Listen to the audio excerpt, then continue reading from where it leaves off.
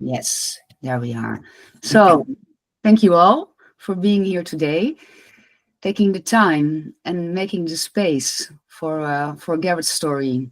Special welcome to you, Garrett. And yeah, I want to thank you that you want to share your story with us today, which has impacted you for more than over 2 years. You shared with me, and in between we had a lot of contact as well through WhatsApp.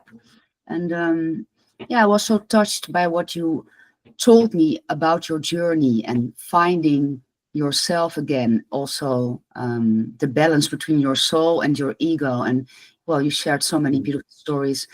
Yeah, I feel grateful that you are sharing it with us today. Being vulnerable like that is such a great strength, right? And also giving us the opportunity to listen to you with compassion, to ask you questions, and also maybe reflect on our own lives. How is it impacting us to hear this from you? And you said to me, you shared a little bit before we started that you want to talk about abundance as well. So I'll give you the stage and take your time to share. And if people want to ask something or reflect, I suppose feel free to do that. Or maybe we take at the end some extra time to ask you questions, right? Okay. Thank you, Barbara. Everyone can hear me okay? Yes. So, Jeff, as you mentioned, it is Thanksgiving week. So I do want to thank everyone for me being here. First off, I'm going to thank Greg because he brought me into this beautiful circle, Barbara, that you've created.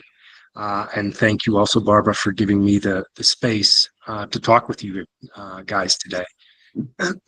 And I see Greg has already raised his hand. So A heart.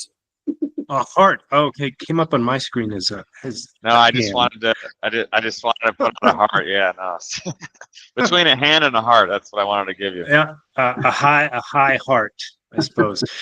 And I think what I want to do, I'm going to share with you guys this year that I've had. But I would want to transition it also into us thinking about our own lives. And Barbara mentioned the word abundance. And what I'm going to try to do, this is obviously I've not rehearsed this, but I want to bring this idea of abundance, both sides of the coin, both sides of the table of abundance, and for us to reflect on that. But I think what I'll do first is start off at the very beginning of me coming into the circle. If I think back in time, there was a call where I was introducing myself. And during that call, I was actually worried that I was going to have one of these sessions that was happening to me.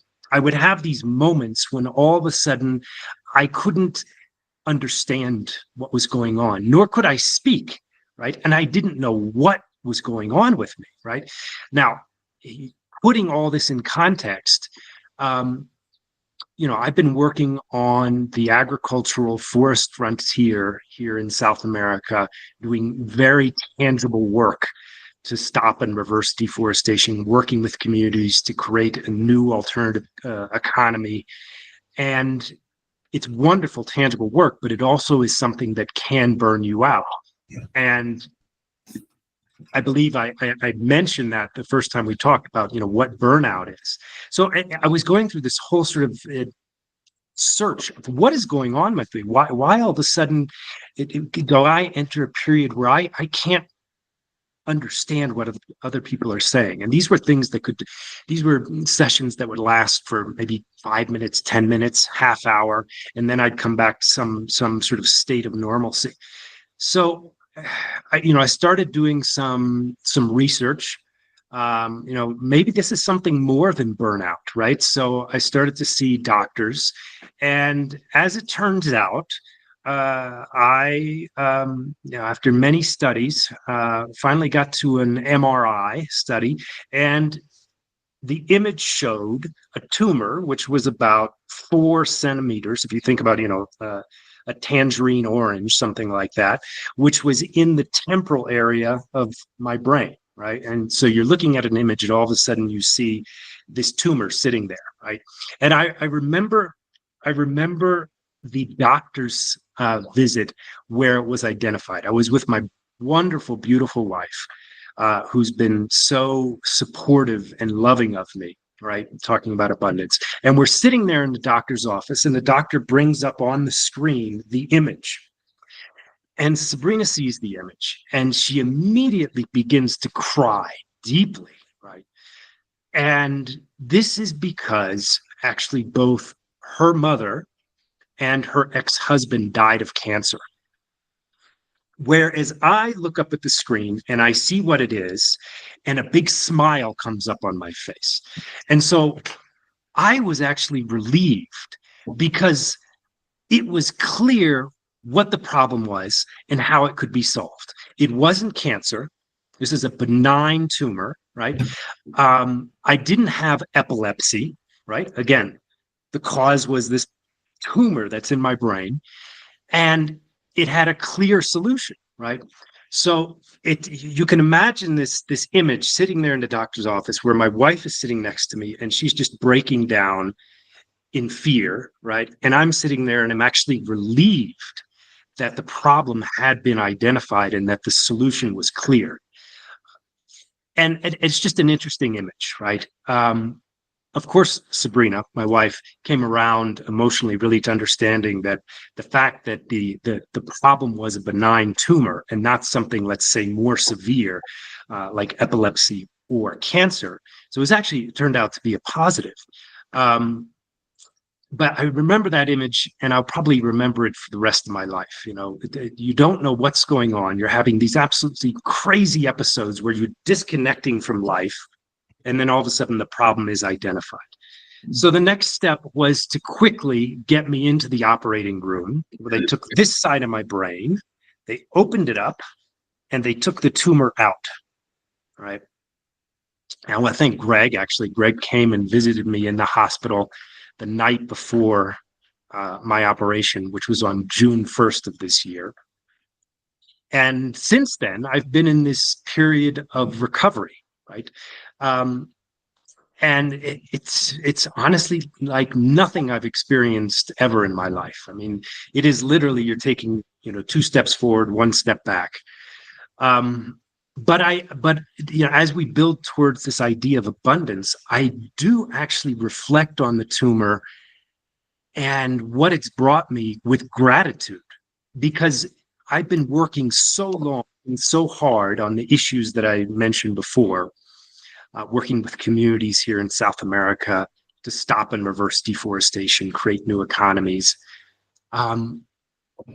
that in some ways, you have to receive things the way that you think is positive in the end for you. So I looked at this, and I sort of thank the heavens, I thank the stars, because I took it as a very direct, tangible message saying, okay, this is something that can put you on a new path in life, right?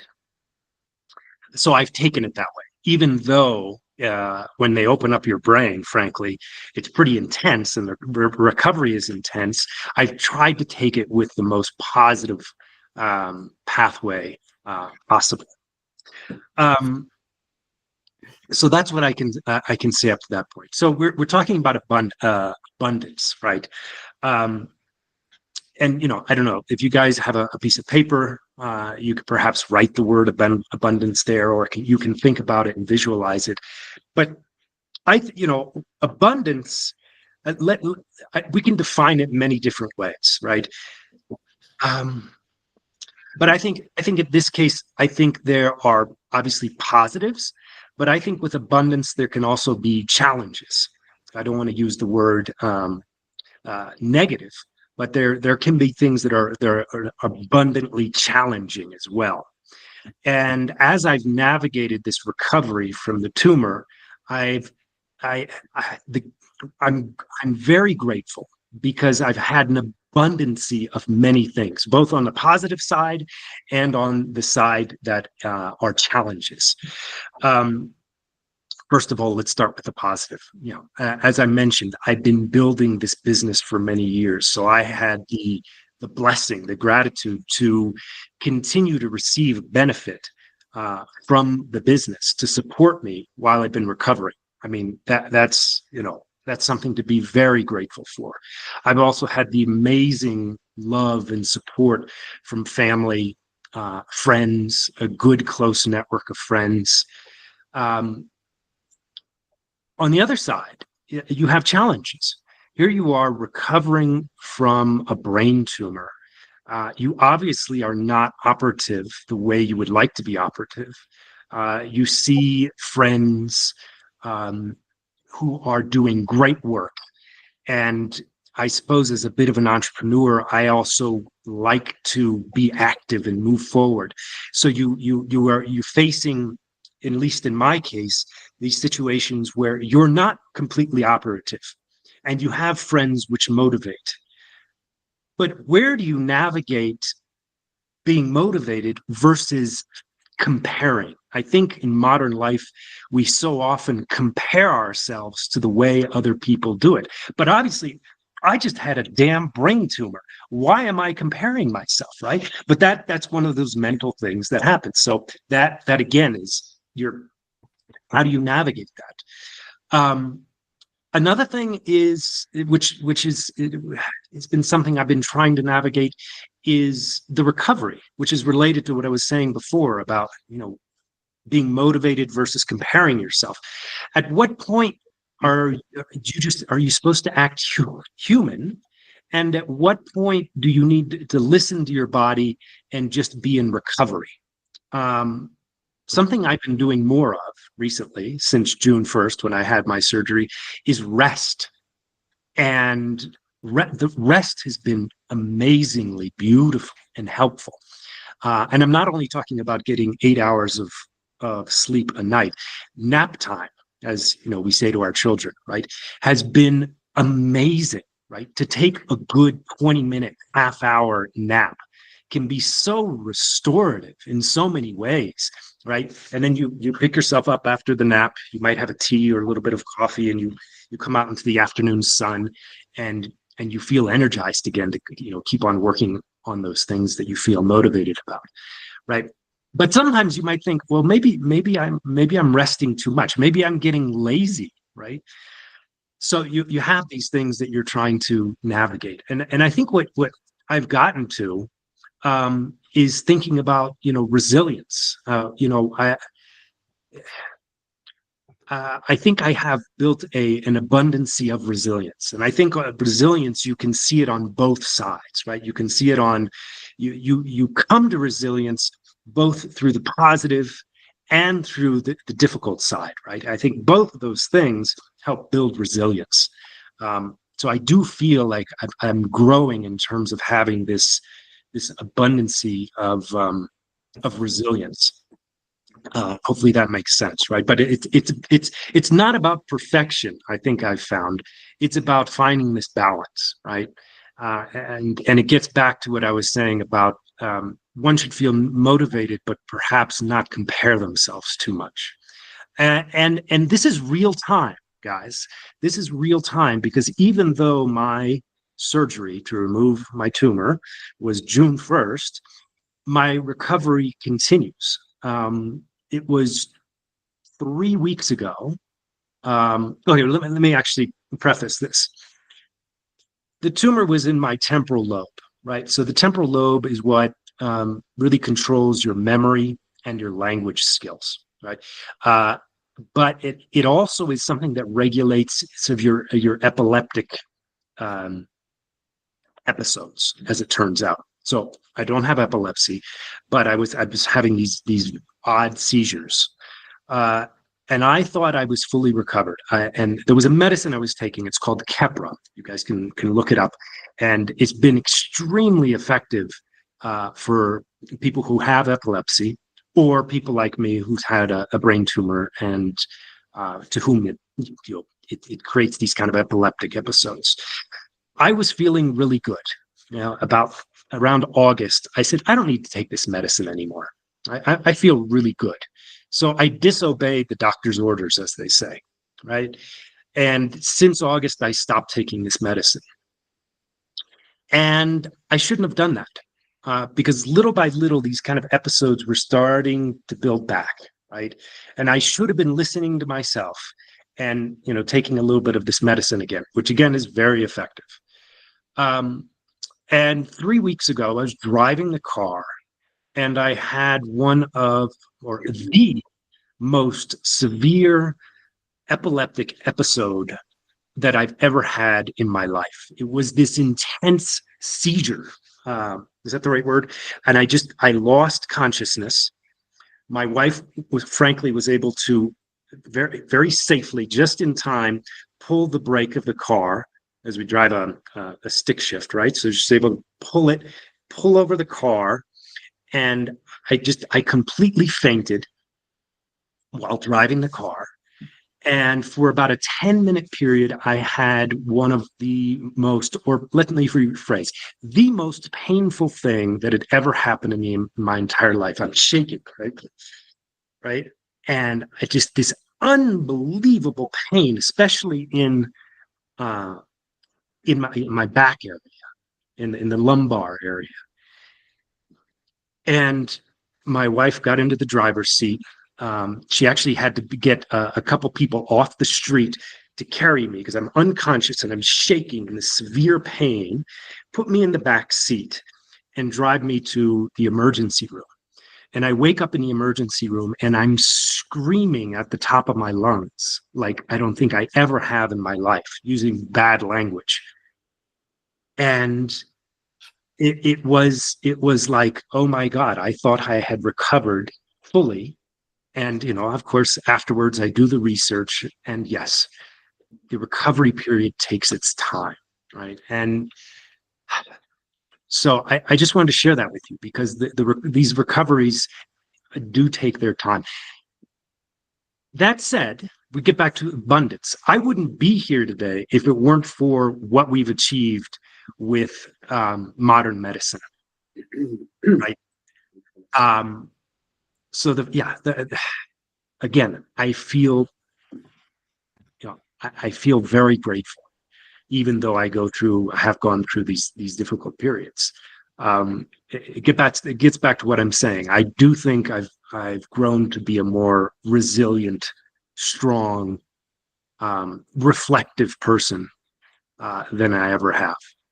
So I look at abundance through a new lens, I think, perhaps. And I could go into more details. Actually, you know what? Something I should say as well is to talk about my doctor. As you guys may remember, I live in Ecuador, and my doctor, she turns out to be an Italian neurologist who came to Ecuador about 10 years ago because she saw the immense need that this country had in building its neurological medical capacity. Right? And I just want to say this out loud because she's been such an amazing, supportive doctor and very capable. I just talked to her the other day, and where are we? Today's the 25th of November. Until this point today, she's done about 800 neurological surgeries, right? So she's doing about 1.5 brain surgeries a day. So her experience, and she works so hard for the enormous need that exists. She's really true impact. So she's been a wonderful, supportive doctor. She's even called me at night when I haven't responded in time, right? Say, hey, I didn't hear from you. What's going on? Are you taking your medicine? Things like that. So I do want to just speak out loud to the universe and thank the universe again for this doctor. It adds to the abundancy. So there we are. As I said, that was pre-rehearsed, but I just did want to share with you a bit of my experience. What's beautiful though is that I don't have the fear that I had the first time that I talked to this group, where I was literally scared that I would have one of these sessions and not be able to talk or understand what other people were saying.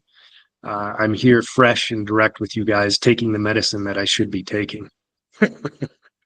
Well, it's nice to meet you. Yes. In that Thank you. sense, Nice to meet you. And I will say, you say meet. I do. I really like the comment, Fiona, that you made on the group chat the other day, that someday we should all meet in person. I think that would be a wonderful, beautiful thing to happen. I'll put that in the list to Santa Claus, since we're getting close to Christmas. Yes. Ali, you have a question. Ali, yes. Yeah, thank you, Garrett, for sharing that. I know it must have been, you were saying you were scared the first time, and but you know, um, yeah, thank you for sharing that. And it just reminded me of, this philosophy, or whatever you want to call it, that we have in our tradition. When we talk about abundance, and you talk about abundance, and then you say, I had a brain tumor, people might say, what are you talking about? But you really put it in that perspective, which is a refreshing perspective. Unfortunately, it's not a very common perspective. You come to a place like England, like I am in now, and the weather is gloomy most of the time. People are always complaining. It's like, but anyway, what it reminded me of is of course many things in my life as well. What I was thankful for, what I've shared with many of you, when we in one of our sessions before, that things that I went through, which seemed like the end of the world, where our community had a big kind of upheaval, and things went kind of upside down, and but it was, in many ways, it was the best of times, because of the way that it brought people together to actually work and achieve things which seemed impossible to achieve at that time. And it was this sense of urgency that was created because of this, and this kind of thing which you just mentioned, and I'm sure you felt that as well. It creates an urgency in you that yes, you do need to get to doing the things that you want to do, and you want to get things done, and not think about all the negatives that are stopping you doing it. Anyway, that's one thing. The thing that it reminded me of was, this in our tradition, where one of our saints from like maybe 1,000 more years ago, he has a prayer, and in that prayer he says that, God, do I thank you for the times that I've been healthy, or do I thank you where I was able to do everything I wanted to do, or do I thank you for the times that I was sick? Because in that time, my sins were atoned, is how he puts it. I read it broadly to mean that, during that time, it was a time that gave me a time of reflection and a time of perspective, and taught me the value, of thankfulness of the time that I'm healthy, So it really puts that into perspective. And Exactly. yeah. So it reminded me of that, So anyway, but thank you so much for sharing that beautiful story, really. That is so true. You put yourself in the other position, and you understand. Yeah. You understand life a little differently. Yeah, exactly. Yeah. Thank you. But yeah, thank you so much. Thank you, Ali. I feel like there's a theme of abundance in this. That's the thread, and that abundance is defined by sometimes lack to define when you have plenty, or when you're not in pain. How grateful not to be, and then when you feel alone, then have friends that show up, and we need contrast, right? We think this is a theme we have throughout our sessions in a way, because it's things that bring us together when we're faced with something, a crisis, climate change, war, elections, and I remember so many times, so many stories that's the thing. And I think the abundance thing is amazing. gratefulness and abundance. And you can't have abundance without a sense of, how do you define abundance without these contrasts? Exactly. Yeah. Exactly. And so when we're faced with adversity, tumors in our brains or empty bank accounts or disappointment in somebody or fear we mentioned, how does fear equate with abundance? How do you go from fear to shifting out of fear by being brave? And that job never ends, right? That balancing act never ends, ever. There's light and there's dark, there's evil, there's good, and it's all defining each other. And as we move through.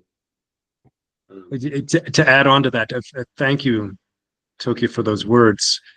I'm going to share something that, I've always known, I've always enjoyed, but it's even become more pronounced recently, which is humor, right? We can be stressed about all the things, Tokyo, that you stated. But if we are in a group and we can share good laughs, that really truly helps you be and enjoy the moment. So I like smiles and laughter, I think, more than I ever have.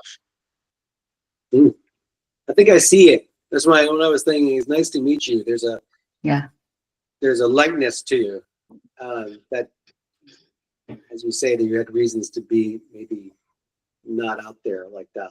And, and it's like aliveness. And a positivity, I was saying, positivity. Yeah. Strong sense of positivity. Yeah. I'm trying to recall it. I mean, we could get into the other side of the table, right, and talk about the worries and all those things. But whenever possible, I like to choose the positivity. I think it's so interesting, Garrett, because like Tokia also said beautiful words, we need them both, so you need the shadow and the light, maybe to feel this abundance, to have a certain perspective, or how would you say, a point of reference. Where are we, on the axis? And when you saw the tumor, you saw something completely different than your wife at that moment, and you saw relief. You felt relief. That's what you described. But you looked your fear actually straight into the eyes, right? Or in the mouth. You saw the tumor, which is quite threatening for you, had been quite threatening for you, but it was for you a relief. And I do remember many conversations that we had, that you had an abundance of fear about speaking or performing on stage, for example, and like you said, speaking in this group, the fear of having another episode. And you could tell in your whole non-verbal communication as well. And Tokia's right, this is completely different now. So there is some kind of relief in your energy. And of course, we knew, and we spoke about that, you are a natural speaker, because I think, to me, what you do today is very inspiring. And the way you share this with us, it's so natural and authentic. Authentic. But it inspires me as well. Bone deep, so to speak. Can feel it in my body, right? Like, what a great gift are you bringing here to understand abundance on both sides, and how it can capture, and you can almost get swallowed by it, right? If it's so much in a negative way, and now you can feel so enlightened and uplifted if it's in a positive way. So yeah, I think we need both. And so we do need to sometimes, and we do this in our session as well, face the dark side, and then after we have this beautiful reflections and this beautiful laugh of Tokia that's always there. He can laugh, he can roll the laugh through the group, and if we have both, it deepens, right? It connects. So yeah. Indeed. Wonderful. There was a poem or something. It wasn't a poem. It was this like it came up on my social media, and it was You know, some people wishes they had a car, and those who have a car wish they had another one. Some people wish they had some food. Those who have food are picky and are not happy with the quality of it. Send it back. You know, some people wish they could have a pool, and some people have an indoor pool and they never use it. And there's just like this constant contrast of you can have but not feel grateful for what you have. And so gratefulness is important around abundance, because you can't be abundant without being grateful. And and it's always in contrast, right? And you mentioned comparison. You were thinking about comparison to your situation with maybe somebody else's. But how important is, what is comparison in contrast to have and to have not? I'm not sure if that's the context you mentioned, comparison, but that's what occurred to me when you said it. And then the other side of the coin, while we sit there and repeat, we're so grateful. We sit here with so much to be grateful for. Nobody here seems to be in pain, right? In a physical sense. And we can be so grateful because we know what it is like to be in pain. And I've broken a lot of bones being pretty active, and I've always been like grateful that I'm not in pain when I'm not in pain. And I try to stay there. Greg, you just showed up, and I'm thinking about oral health all of a sudden, and thinking about the pain that's involved in what you've done to try to help people in pain. And I'm grateful to know that that kind of energy is out there. Hopefully your enterprise is still going. I'm also interested in knowing what the group thinks about upper limits then, because if we have a gratefulness, and we can stay in a state of gratefulness, we can then maybe become complacent with what we have, as in our upper limits are this way of being is I'm grateful for it, and I don't need to grow, or I don't need to progress to something more. And that's the work that I'm trying to deal with right now, because I can always say, oh, I don't need anything. I mean, I'm so rich in some senses, right? We're the richest we've ever been in the Western world, right, that we know of, and as far as back as we can imagine. Yet there's complacency that can come from it. No, we don't have to do much. The food comes easy, the shelter comes easy. But what about moving forward? What about our passion? What about our upper limits in terms of how do we grow them? Has anybody contemplated that? Like, what is your subconscious state of acceptance? I certainly could put a comment in, but Daniel, I see you raised your hand. Yeah, well, yeah, and just what Tokyo was saying earlier, you know, I had my kids, we were living in Honduras, and my kids, you know, upper working class, you know, kind of situation that we were in, but they were in the best schools, and they were surrounded by the kids that had everything.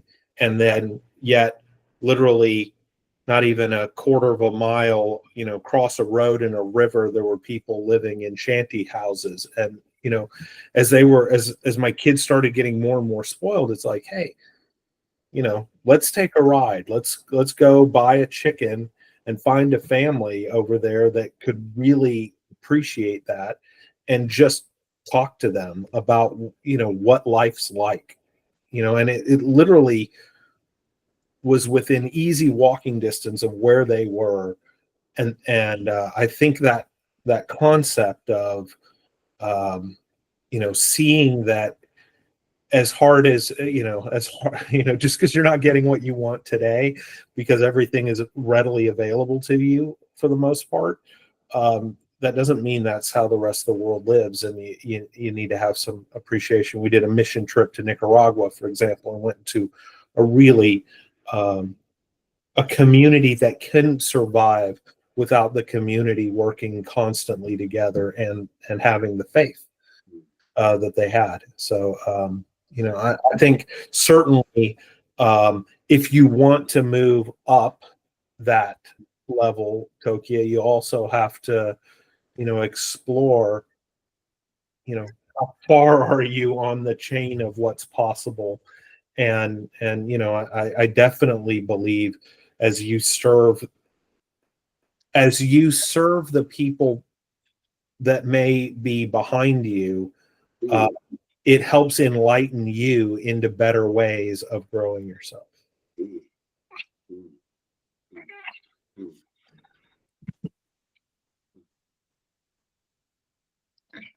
That's back to like gratefulness for you can go get a chicken and you can bring it to those who that would be huge. And so you're sort of seeing it as pushing yourself to grow, your kids, to not be spoiled, to recognize what they have, and to give. And that's a growing experience. That's excellent. Yeah. Yeah. I'm thinking about peace all of a sudden. And like human beings being in conflict in the sense of not a sense of lack of safety. Yeah, I was thinking about that too. It's such an interesting theme to discuss. If you want to move up or if you want to grow, in a way, maybe you should go down, right? Or search on a deeper level in society or within. And if you talk about peace and safety, I was thinking about how often we have left our authentic selves because we have adapted, for example, to the relationships with our partners or our parents or our co-workers, for example. If we left ourselves because we couldn't be like we wanted to be, right? That is also causing pain, or it's causing a way of not being in peace within you, which would also reflect on how we act in the world, right? How we respond to triggers, for example. So I see, like you saw this tumor again, is also a way of seeing the pain can be also very relieving, I guess, because as long as we don't see our pain, we are leaving ourselves in a way, right? And we can't be fully attached or feel our authentic selves as long as we deny a certain shadow in life. And that's what I said. We need both to incorporate, and don't be fearful to see them both. And then we are maybe safe or within peace in ourselves. What do you think?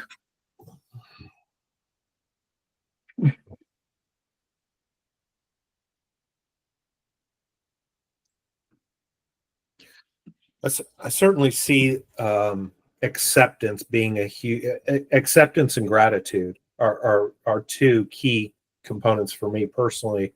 And there's a balance, right, between acceptance and desire for impact, whether in whatever it is that you want to pursue. But I think you can build on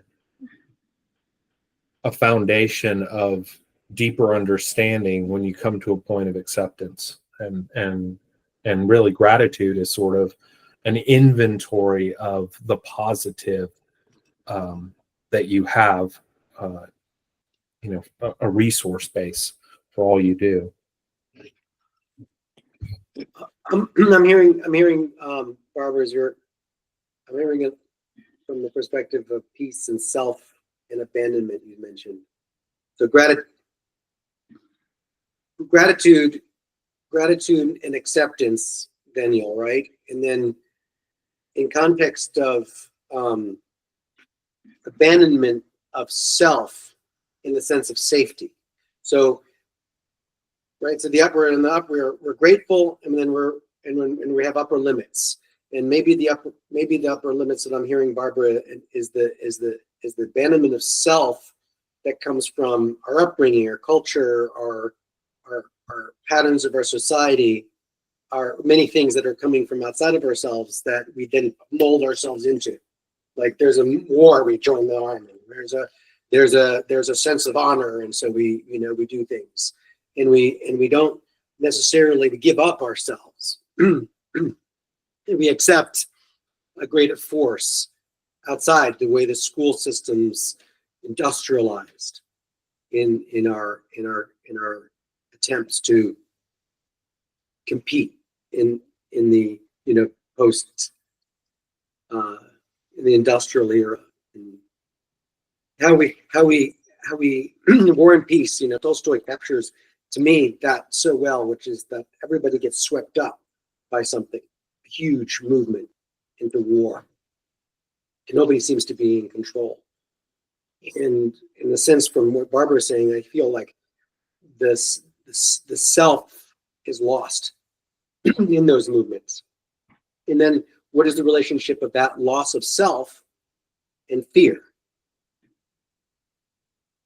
Right? If we're lost and we're just going along with a totalitarian rise, and it doesn't fit right, and we're not staying true to ourselves out of fear, Mhm. then we have this lack of abundance that manifests itself in there. How can one feel abundant in fear? Can you respond, Garrett, on that? So, I mean, what comes to mind there, I mentioned earlier the importance of being in groups and experiencing humor, right? And studies have shown, right, that us humans, we're very tribal. We like to be in groups.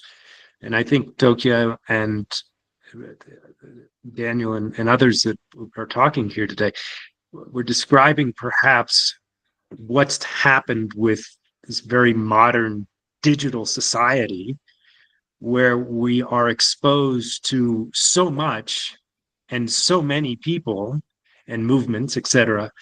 But that doesn't necessarily mean that we're connected in a tribal way, human to human. And I think that is, if we go back to abundance, I think that perhaps globally is one of the things that's been subtracted from our abundance, is really this group, close, personal, tribal connection. And I think it is through those tribes, if you will, where a lot of our core purpose is born, not individually, but as connected tribes. Beautifully put. I think that's really key, that sense of community. Yeah. The algorithms may have us in a feed to be in a tribe of anti-something or pro-something, but we're not actually connected. Or you're supposed to date this person, right? Hence, Or or Facebook telling you which friend's photo you're actually going to see in your feed. right. Like, it's not really real. And Yeah.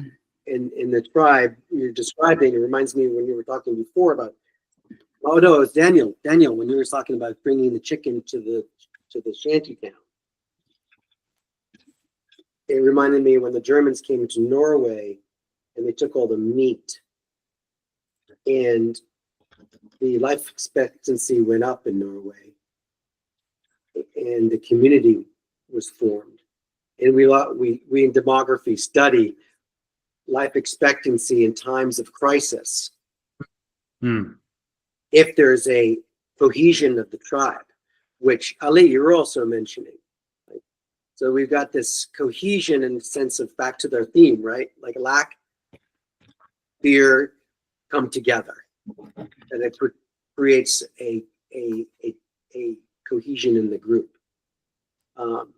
And sometimes philosophers in our talk about the need for that tribal rivalry to differentiate our tribe from your tribe in order to have some meaning or some community, which may be the root of why we have war. Right? So how do we have this sense of community without being elitists or better than, or God's chosen people, or, you know, like how do we have a sense of community without putting down another community? Mm-hmm. Good question. Greg. What happens if we just speak from the heart? Right. Because actually that's all it is, isn't it? I mean, this is the biggest change in Garrett, is that suddenly there's a level of authenticity that we all relate to. And the moment you land in authenticity, then there's the truth. It's just what it is. You don't have to do anything else. And I recently was listening to a guy called Zach Bush. He's an amazing doctor. And he was talking, he does a lot of research about neuroscience. And he was talking about the frequency of gratitude and authenticity. And they have the highest frequencies to heal the body. So, and if it's the heart directed, we feel more, communicate more from our hearts to the brains than from the brain to the heart and the rest of the body. So in fact, you probably heal yourself, Garrett, just by resting more in your heart. Yeah. And then being in community. It's brilliant. Like we all help each other to heal. Yeah. I love that. Fiona, can you share that name with the group, please? Yeah. I would love to. Zach Bush. More. I can put it in if you want. He's very active on Instagram, if you're an Instagram fan. I quote that a lot, the resonance of Greg raised his hand, I guess. Yes. Of that authenticity, love, anger, authenticity, gratefulness, and the electromagnetic wave, right, that comes out from our heart, or our heart brain is our heart is actually like a connection to our stomach and our heart and our brain, right? And it ends up and back to the authenticity. But I want to hear what Zach Bush. I want to hear what Greg also was raising his hand about. Yeah, Greg. Nature. Yeah, sorry, I was hoping that I'd have a better signal here, but I guess the cellular networks in Chile are not 5G yet.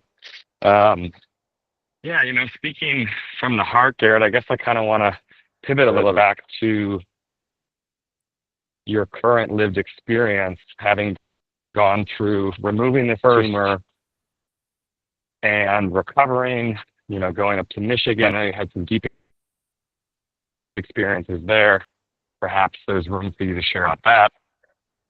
But really what I'm curious about, and where I'd like to know how I can support you as a friend in our community, both, you know, our direct community and also this community, how we can support you in this new phase, gone through this recovery, having had this, what you just described as, you know, most painful experience of your life. And what does it mean, you know, medium and long term for your diagnosis, that you still have the risk of your seizure? Is that medication something that you'll need to continue to take for an undetermined amount of time, forever? Like what does that look like? You know, how can we support you?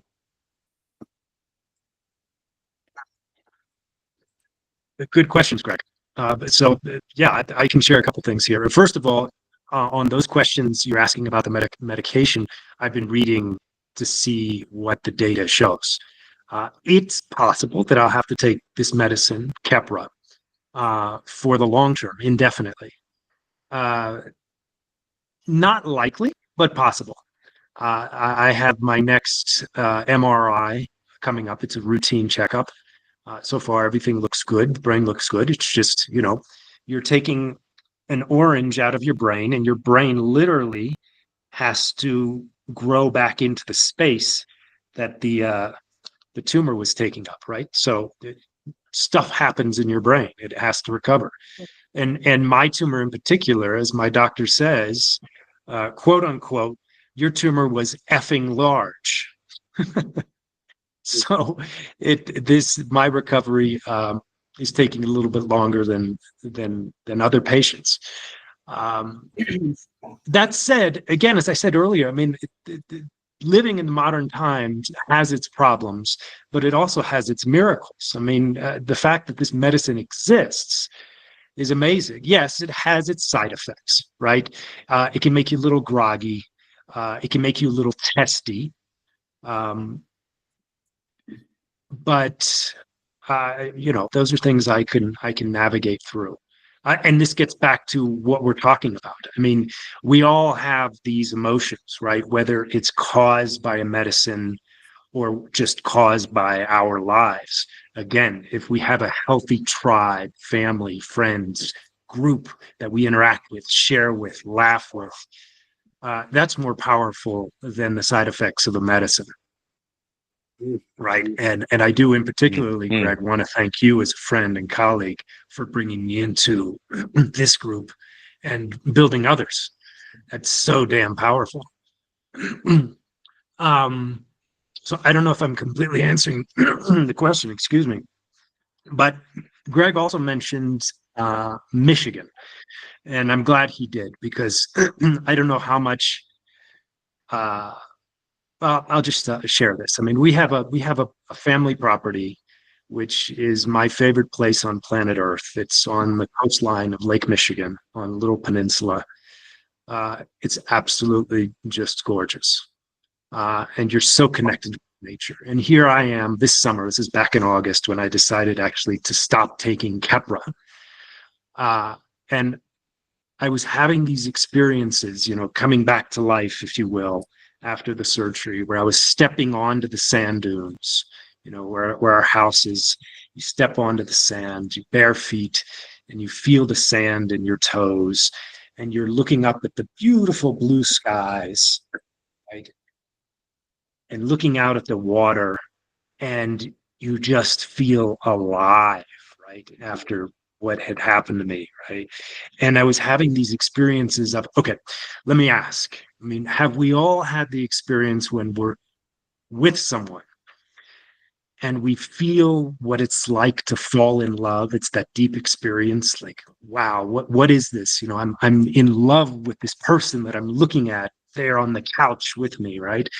I was having these same experiences with the landscape, right? Me touching the sand, feeling nature, right? And feeling this deep sense of falling in love with nature. I mean, it was so powerful and beautiful. I mean, talk about abundance. It was overly abundant. It was so beautiful coming out of this, this recovery of the brain tumor. So I don't know where we go with that, but Greg mentioned it, so I had to share that deep, beautiful experience. That's beautiful. Yeah. Nature. Yeah, you did it with me too, with the pictures as well. And then you mentioned that you were talking with your wife about feeling your ego and feeling your soul. Remember that? And that you were balancing the both concepts. Can you share a little bit more about that? Ego, yeah. What did I say? I mean, it does. I think, okay, I'm trying to think about this and relate it back to the conversation that we're having. As Tokyo, as you were saying, where's our limit, right? And how much of that perhaps is motivated by an ego. And in my particular case, I get back to this idea of comparing, right? And actually, Greg, I'll bring you into this since we're having a very open conversation. Greg has made this beautiful transition, motivating transition, moving from the business that he started single-handedly with the dental care into his new role in life. And we can get more into that. I think actually a session with Greg would be fantastic for all of us. So Greg, in my particular case, has been extremely motivating. But that doesn't necessarily mean that I need to fall back, maybe produced by ego, which is not always clear how much ego is influencing you, into a comparative state, which is negative. Am I making sense? Mm-hmm. In other words, I've got my own life. I'm getting over my own tumor, right? I've got my own abundance on both sides of the table. But at what point do I need to kind of understand and tap the brakes on feeling the abundance, feeling motivated versus comparing to another person. Daniel, you were talking about your children and the town, was it Guatemala, Honduras that you were living in? And I think sometimes we don't actually, we're not comparing ourselves to the lower class or the people with greater need, right? We're actually comparing ourselves to the people with whom we don't have the same amount of well-being, right?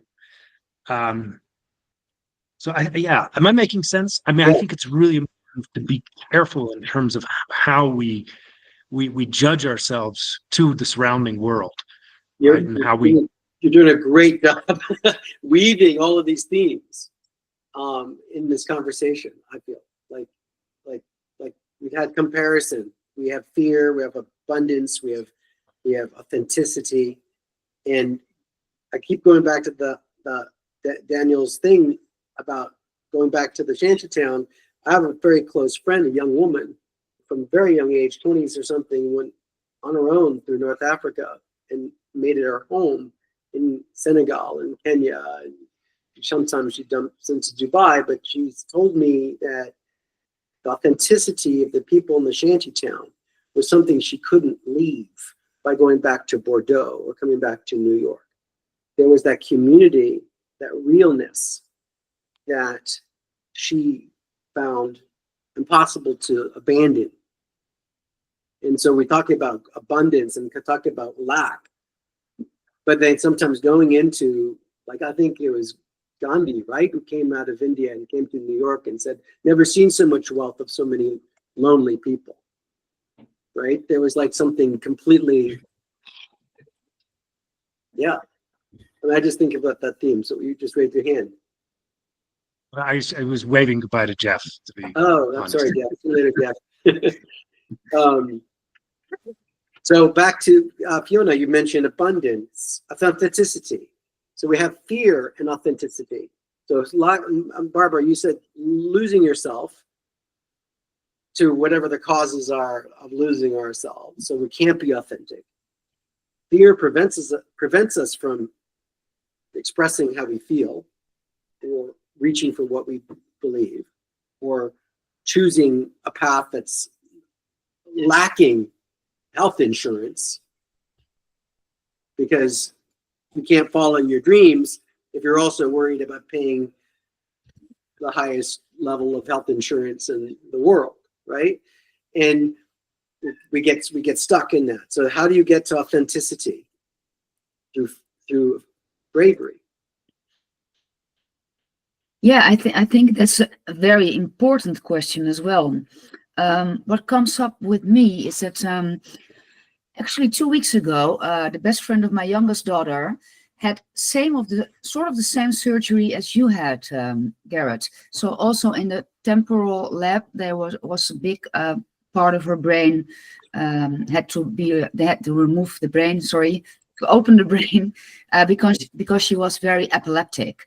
And at the end, she could not live alone, for example, because she always need to be monitored at night in case she had an epileptic seizure.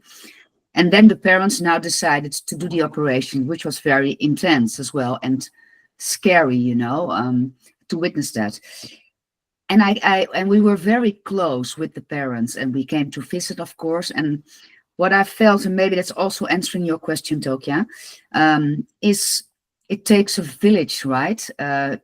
Sometimes to cope with things. And because we were so close, and it was so scary as well, and we felt so much luck and joy while she was sitting there at this 15-year-old with this huge, scarf here with all the things, and and she was just playing with my daughter and having fun. So much emotions were rolling there, but they're very pure. So, I can still get the goosebumps here. So instead of acting out of fear, we talked about pain, and we shared about pain. We shared about vulnerability, but we also shared our joy. Like, look at her, and only 3 weeks later, she's already cycling to school, and things went very well, but it was pretty tricky. So if Fiona says speak from the heart, that really resonates with me. And also feel from the heart, be vulnerable, laugh, but also cry when it's scary. And I felt so connected with my daughter, who had been through a pretty bad ordeal already this year, now with her friend again, then with the parents. It was so intimate. Maybe it's all about intimacy. And if we talk about fear, Tokia, it's always driven, I think, by pain. There's always an underlying pain. So if we face the pain, we can feel the joy and maybe the abundance that we spoke about. That is what's coming up with me. Could you say it's about giving space to grief? Because grief is something that, in a way, I suppose, Garrett, how would you see that from, in a way, it's like a closure of a chapter of your life. And in a way, you have to grieve something in this process of, releasing that tumor and giving space to rest. And I don't know, how does that resonate for you? Because, grief is such a big topic, which we haven't brought yet into the, consciously into the circle. I might just say this relates to actually us training ourselves to listen to ourselves inwardly. And in terms of grief, I've found that crying is fantastic. Since June 1st, when this operation happened, I cry much more frequently, and it's as good as napping. Let's put it that way. Yeah. It's also releasing, right? Crying. Yeah. But that's beautiful. Giving space to grief or to fear as well. It's sort of the same dynamic, right? Sorry. I certainly think that, a lot of the just pushing through it are ignoring things, and they can be small or they can be life-threatening, but, making room to, I would say, interrogate those things that are off kind of in that peripheral vision of your life. And if you don't take time through, whatever, prayer, meditation, reflection, getting in tune with your body, your heart, your mind, some of these problems grow bigger when ignored, and they rarely just go away if ignored. So in some way, it's a pursuit of truth, right? If you care about truth, you can't ignore things without having that curiosity of, well, what's going on with me today? Why did I respond in that way that's so out of my norm? Yeah, I like that compassionate curiosity inward, right? But I think it's interesting to learn also from you, Garrett, since you've been so close to having feelings of fear as well. How did you deal with those moments?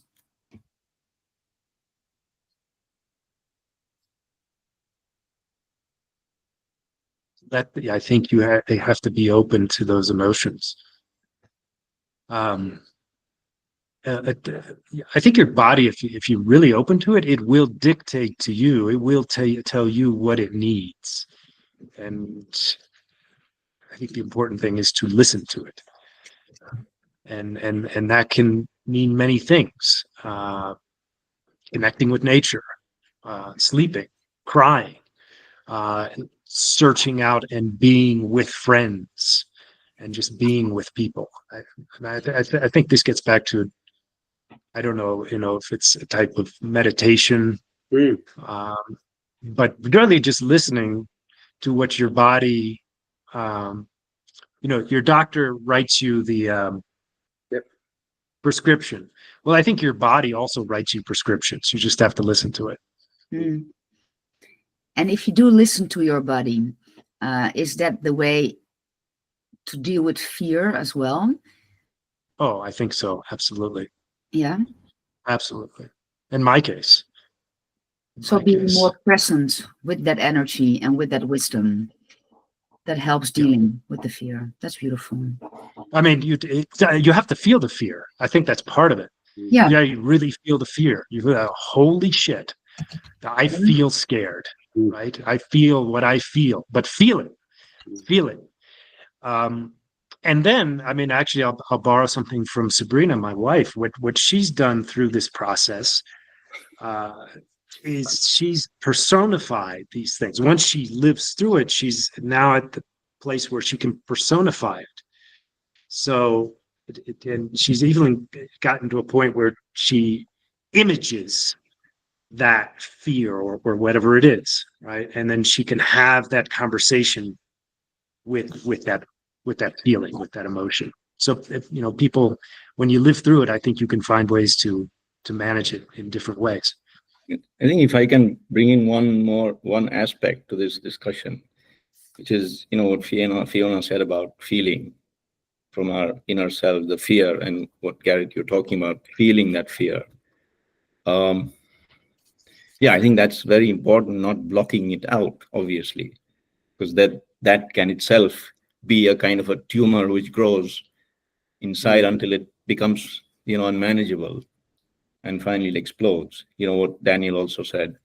But I think one other aspect to that is, and I think this is true not just for fear, but also for other emotions as well, if you can call that an emotion or feelings, is that you feel it authentically, you don't block it out. At the same time, you are in control. You don't lose control. Right. What, and it's famous that people who are in love lose control, right? because they forget themselves. They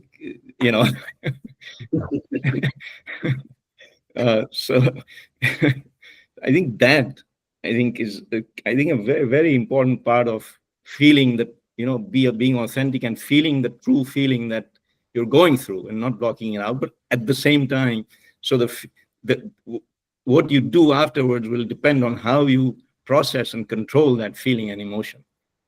So if you're faced with a tiger in the jungle, which I have been, thankfully not on my feet, but but my father did face a tiger in the jungle on his feet. Yeah. And he was a wounded tiger. It was a wounded tigress, actually.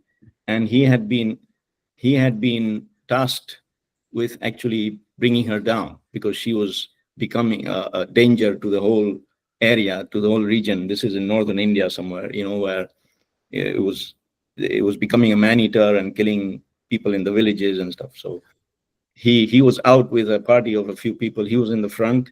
He had a rifle, was loaded, and they were walking, looking for her. And she charged, and he obviously there's fear, right? I mean, whatever you call it, but he kept his mind, and he fired from his hip. In short, this is like maybe 50 years ago or something in India, but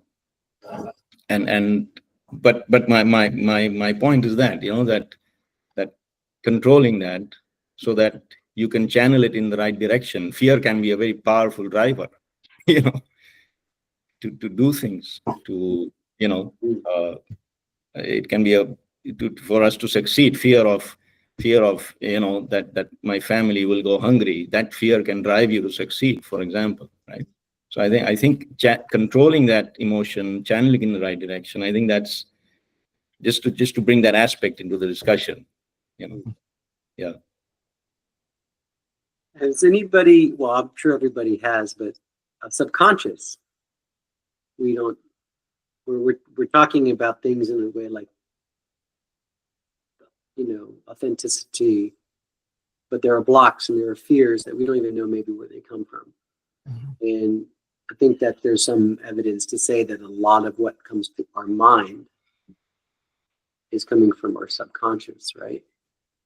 So we can't explore all of this, in my opinion, without, and then we talked about, Ali, I think you were talking about almost some consciousness of fear. So there's like this, right? Consciousness of self. Right. of being afraid, right? So we have that level, but we also have on the other side, the inside, we have the subconscious drivers of belief. Mm-hmm. And so Maya and I are mindfulness meditations or a mindfulness course, a 6-month course with somebody very famous, and we decided to sign up. It wasn't expensive, and we have this discipline. And in this process of it's a hypnosis period. It's like we set things up and then we go into hypnosis sessions in order to dive into what's actually going on our subconscious level. Self-awareness, I guess. Self-awareness is what you're talking right, about. But that's what we're talking about. Exploring, but how do we level. explore it without recognizing that there's this huge part of everything that we do that gives rise to our beliefs, gives rise to our fear, gives rise to our in our passion, and it's in our subconscious. So I'm just encouraging everybody to dive into. If you know what's going on, you can steer, the car in the right direction. Otherwise, you lose control. Yes, you can reformat that brain of yours. Yeah, that incredible potential there that you have to fill in that hole. I'm thinking, you were asking us what Greg, you asked what can we do, and I'm like, well, what can we water?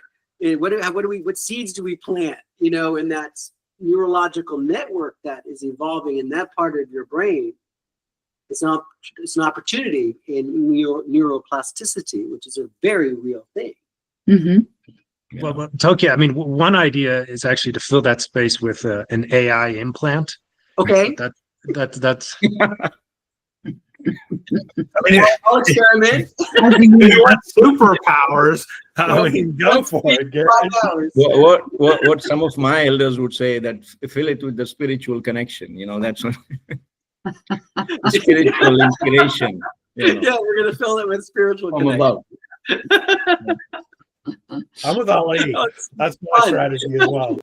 Each wants something to do, and then Daniel will do a little interrogating in that area. Yeah. So, Tokyo, I do with the course you're doing with meditation. I do have a question. This is perhaps something we could talk about, reflect on in a future conversation. But I have always loved dreaming, right? And for a period, I did lucid dreaming, which is wonderful. I think there's so much.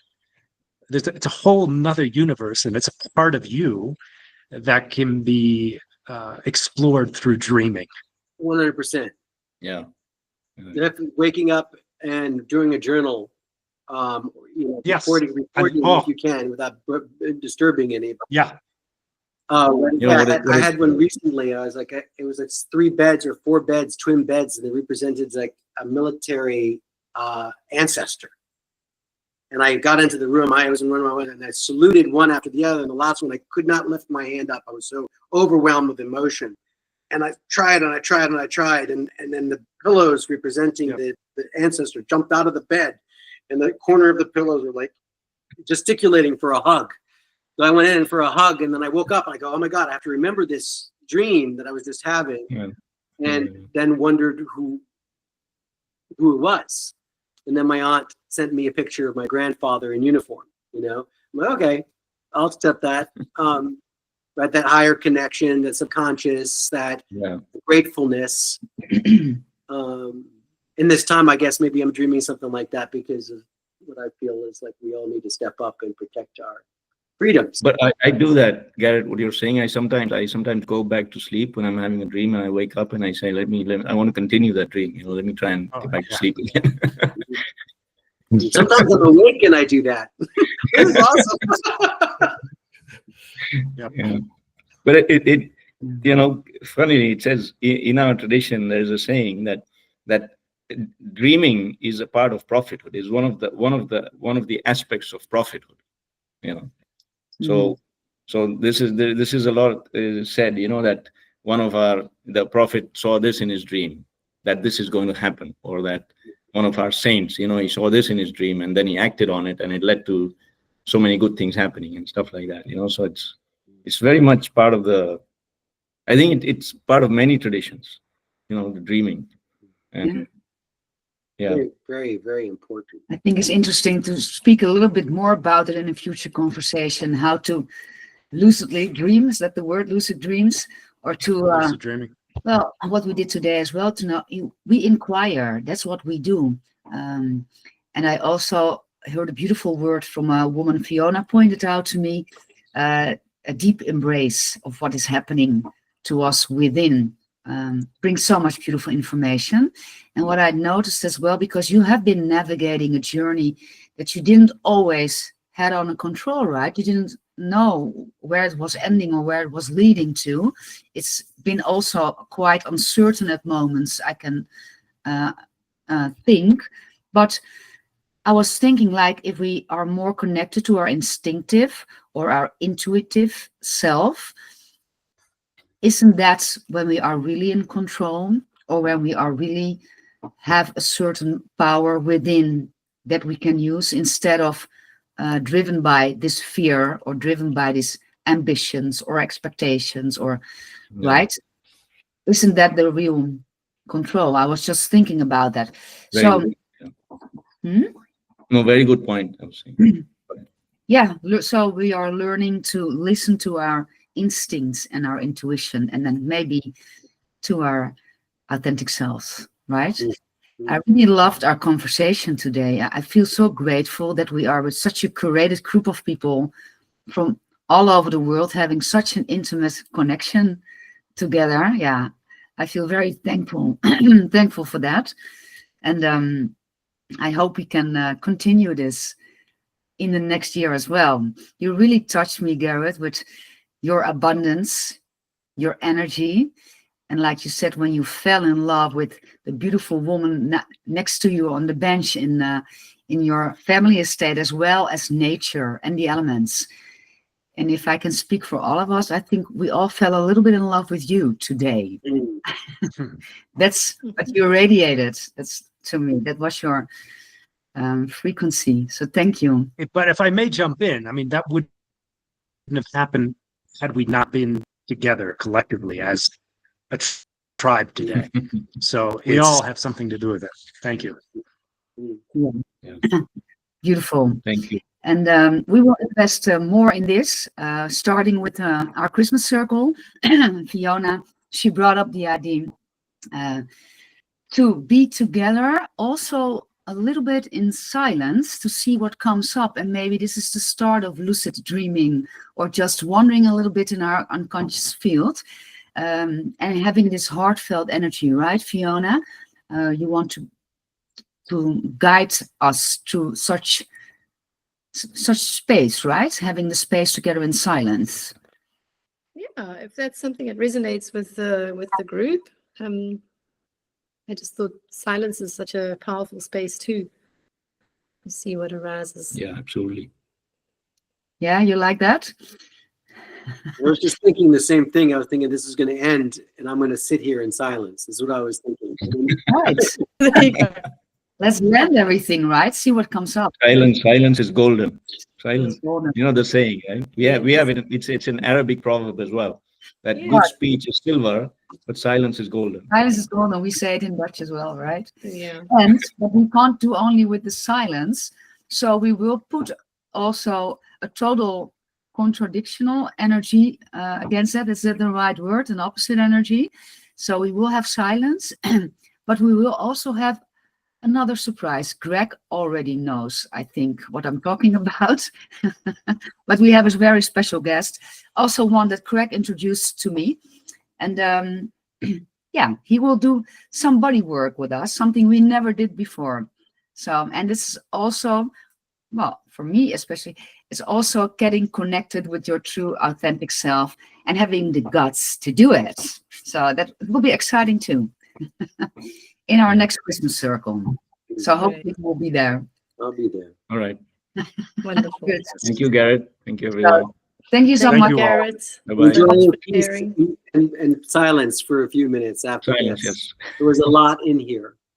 There was. A lot. Will do. Thank you, Yes. Garrett. Love you, brother. Thank you, Garrett. Thank Thank you, everybody. guys. Thank you. Bye-bye. Bye-bye. Bye-bye. Thank you, Bye-bye, all. Barbara. Thank you.